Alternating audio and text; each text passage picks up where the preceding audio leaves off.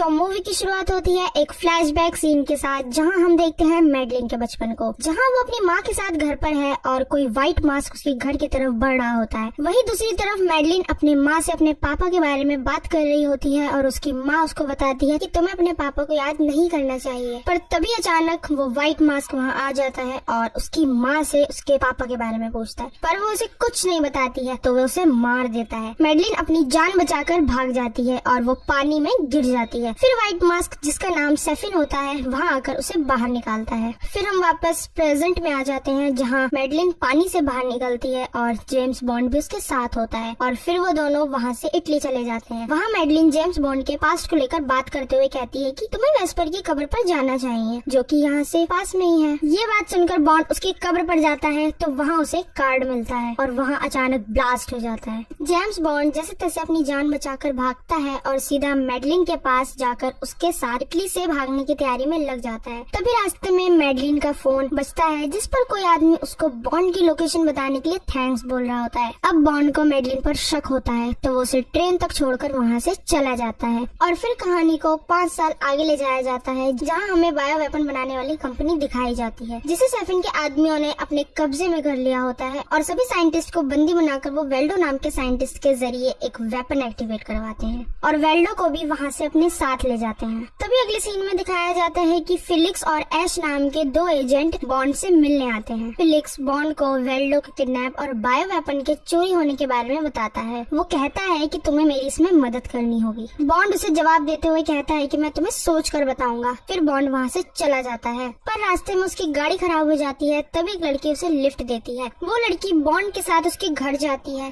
घर पहुंचकर बॉन्ड उससे बातें करते वक्त समझ जाता है कि वो लड़की एक एजेंट है। फिर वो वहाँ से चली जाती है। अगले दिन बॉन्ड फिलिक्स को फोन करके बताता है कि मैं तुम्हारे साथ हूँ। फिलिक्स उसे सैन डिएगो भेजता है, जहाँ बॉन्ड एक लड़की से मिलता है। फिर दोनों तैयार होकर एक पार्टी में जाते हैं, जहाँ पर इंस्पेक्टर और सेफिन के आदमी वेल्डो के साथ मौजूद होते हैं। उसी पार्टी में बॉन्ड के सामने इंस्पेक्टर के आदमी एक एक करके मर जाते हैं, वो भी सेफिन के चुराए हुए बायो वेपन से, जो कि सेफिन के आदमियों ने वहाँ इस्तेमाल किया था। वेल्डो बॉन्ड को देखकर भागता है, पर बॉन्ड उसे पकड़ लेता है। वेल्डो के पास से उसे एक पेन ड्राइव मिलती है, जो कि वह अपने पास रख लेता है। फिर वो उसे प्लेन में बिठाकर अपने साथ दूर समुद्र में एक जहाज पर ले जाता है, जहाँ बॉन्ड वेल्डो से पूछताछ करता है, पर ऐश को उस पर गुस्सा आ जाता है और वो फिलिक्स को गोली मार देता है और बॉन्ड को बेसमेंट में बंद करके वेल्डो के साथ वहाँ से भाग रहा होता है। ऐश जाते जाते जहाज को ब्लास्ट कर देता है। चूँकि जहाज पानी में डूब रहा होता है, इसलिए फिलिक्स वहीं मर जाता है और बॉन्ड जहाज से निकलने में कामयाब हो जाता है। बॉन्ड वहाँ से निकलकर अपनी इंटेलिजेंस एजेंसी में जाता है, जहाँ वो एम से मिलकर उसे सारी बात बताता है। दरअसल जिस बायो वेपन कंपनी पर अटैक हुआ, वो कंपनी एम की ही परमिशन पर बायो वेपन बनाती थी। एम ने वहाँ पर बायो वेपन बनाने की परमिशन दी।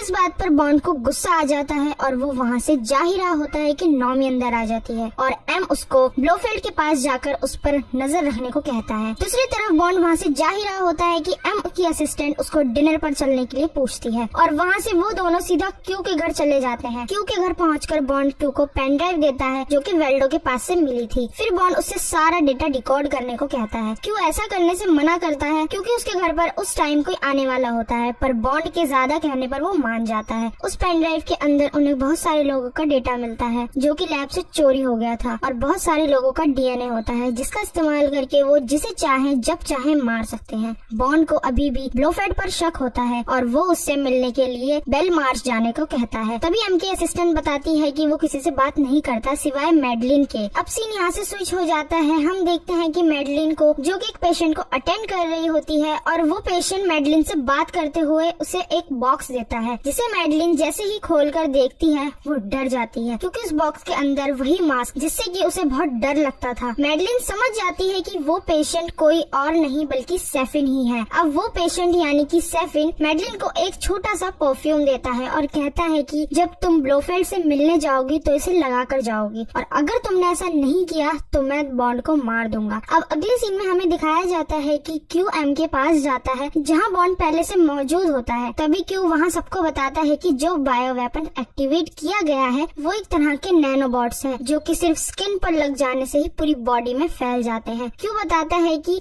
जो इस बायो वेपन से मरेगा वो खुद एक वेपन बन जाएगा, और जैसे ही कोई उसकी बॉडी को छुएगा वो भी मर जाएगा। बॉन्ड, एम और वहाँ बैठे सभी लोग समझ जाते हैं कि इतने सारे डीएनए का डेटा मिलना और बायो वेपन का इस्तेमाल होना एक बहुत बड़ी मुसीबत की शुरुआत है। और तभी एम बॉन्ड को ब्लोफेल्ड से मिलने की परमिशन दे देता है। अगले सीन में हम देखते हैं कि मैडलिन अपने हाथ पर सेफिन का दिया हुआ नैनोबॉट लिक्विड लगा रही होती है और फिर वहाँ से निकलते ही उसके सामने बॉन्ड आ जाता है। वो दोनों एक दूसरे को देखते रह जाते हैं क्योंकि बॉन्ड ने 5 साल पहले मैडलिन को छोड़ दिया था। वहाँ से वो दोनों ब्लोफेल्ड से मिलने जाते हैं। जैसे ही वो रूम में एंटर होते हैं तभी ब्लोफेल्ड को वहाँ लाया जाता है और ब्लोफेल्ड को पास आता देखकर मैडलिन डर कर वहाँ से बाहर जाने को कहती है। बॉन्ड उसे रोकता है पर वो नहीं मानती और वहाँ से चली जाती है। पर बॉन्ड उसके उस हाथ को पकड़ने की गलती कर चुका होता है जिस पर वो नैनोबॉट लिक्विड लगा होता है और वो बॉन्ड के हाथों पर भी लग जाता है। और जब ब्लोफेल्ड वहाँ आता है तो बॉन्ड उससे सवाल करता है कि ये सब कौन कर रहा है, तो वो उसे कुछ नहीं बताता। पर तभी बॉन्ड गुस्से में उसकी गर्दन पकड़ लेता है जिसकी वजह से वो नैनोबॉट्स उसकी बॉडी में चले जाते हैं और देखते देखते ब्लोफेल्ड भी मारा जाता है। अब बॉन्ड के हाथों की जांच होने के बाद उसको पता चल जाता है कि उसके हाथ पर नैनोबॉट्स लिक्विड लगा हुआ था जिसकी वजह से ब्लोफेल्ड मारा गया। फिर वो सीधा वहाँ से मैडलिन के उसी घर पर जाता है जहाँ वे व्हाइट मास्क ने उसकी माँ को मारा था। बॉन्ड वहाँ पर मैडल से मिलता है जो कि मैडलिन और बॉन्ड की बेटी होती है। अब मैडलिन बॉन्ड को एक सीक्रेट रूम दिखाती है जहाँ पर सेफिन के बारे में बॉन्ड को पता चलता है और बॉन्ड सबको सेफिन को ढूंढने के लिए अलर्ट कर देता है। साथ ही साथ मैडलिन एक आइलैंड के बारे में बताती है जो कि जापान के पास होता है जहाँ बॉन्ड जाने का प्लान बनाने में लग जाता है। अगले दिन बॉन्ड को पता चलता है कि ऐश उसकी तरफ बढ़ रहा है तो बॉन्ड समझ जाता है कि वो मैडलिन और उसकी बेटी के लिए आ रहा है तो वह उसे लेकर वहाँ से निकल जाता है। तभी रास्ते में बॉन्ड पर अटैक होता है जो ऐश ने ही किया होता है, वो भी सेफिन के कहने पर, और बॉन्ड सीधा एक घने जंगल में घुस जाता है और मैडलिन और मेडल्ड को एक जगह छुपा देता है जहाँ वो एक एक करके सेफिन के सभी आदमियों को मार रहा होता है। इसी बीच सेफिन को मैडलिन और मेडल्ड मिल जाती है और वो उन्हें हेलीकॉप्टर में बिठाकर वहाँ से ले जाता है। बॉन्ड उसका पीछा करता है, तब तक बहुत देर हो चुकी होती है। बॉन्ड वहाँ से निकलता है और रास्ते में उसको नॉमी मिलती है जिसके साथ वो सीधा उस आइलैंड की तरफ निकल जाता है जहाँ सेफिन छुपा होता है। वहीं अगले सीन में दिखाया जाता है कि सेफिन मैडलिन और मेडल्ड को लेकर उस आइलैंड पर पहुँच चुका है जहाँ पर वो मैडलिन और मेडल्ड की जान लेने के लिए भी उस नैनोबॉट्स लिक्विड को तैयार कर चुका होता है। जब मैडलिन उससे पूछती है कि ये क्या है तब उसे बताता है कि तुम्हारी ये गलती तुम दोनों की जान ले सकती है और फिर वो मेडल्ड को जहरीला गार्डन दिखाता है जहाँ वो मैडलिन को अलग रूम में बंद करवा देता है। बदलते सीन के साथ हम देखते हैं कि बॉन्ड और नॉमी अब उस आइलैंड पर उतर रहे हैं जो कि वर्ल्ड वॉर 2 में इस्तेमाल किया गया एक पुराना आइलैंड होता है। जहाँ उतरने के बाद वो दोनों बचते बचाते रास्तों से सीधा उस लैब में पहुँच जाते जहाँ पर बहुत सारे डीएनए के लिए नैनोबॉट्स लिक्विड तैयार किया जा रहा होता है। वहाँ पहुंचकर बॉन्ड उस सब जगह पर बम लगा देता है